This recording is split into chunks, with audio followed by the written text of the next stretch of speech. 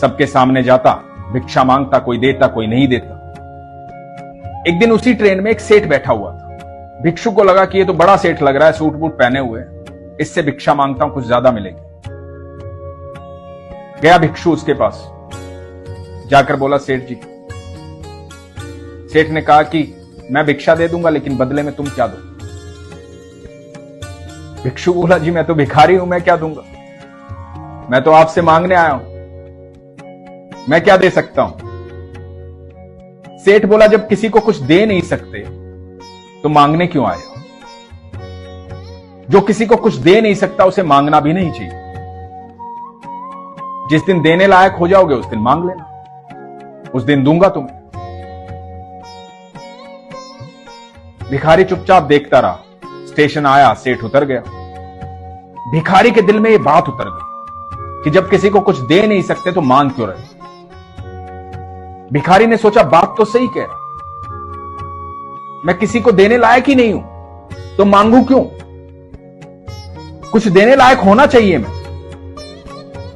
भिखारी ने सोचा, जब तक किसी को कुछ दूंगा नहीं तब तक मांगूंगा नहीं। और सोचता रहा, क्या दूं क्या दूं, कुछ दिमाग में नहीं आया। सुबह स्टेशन पहुंचा, मन में यही चल रहा था, जब तक दूंगा नहीं मांगूंगा नहीं। तो देखा कि स्टेशन के पास बहुत सारे पौधे हैं जिन पर सुंदर सुंदर फूल लगे हुए हैं। भिखारी ने बहुत सारे फूल इकट्ठे किए, ट्रेन में चढ़ा, लोगों के पास पहुंचा, भिक्षा मांगने लगा। सबको फूल देता, भिक्षा लेता। भिक्षा देने वाला भी खुश होता, मुस्कुराता और भिक्षा देता। भिखारी ने देखा कि मैं लोगों को फूल देता हूं और लोग मुझे भिक्षा ज्यादा दे रहे हैं, लोग मुस्कुरा भी रहे हैं, खुश भी हो रहे हैं।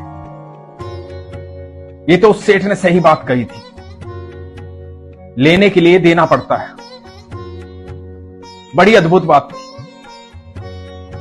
तो ऐसे ही सिलसिला चल रहा था। एक दिन फिर ट्रेन में चढ़ा और उसने देखा कि वही सेठ बैठा हुआ है। सेठ के पास पहुंचा, कई दिनों से इंतजार कर रहा था कि सेठ आएगा तो उसको बोलूंगा।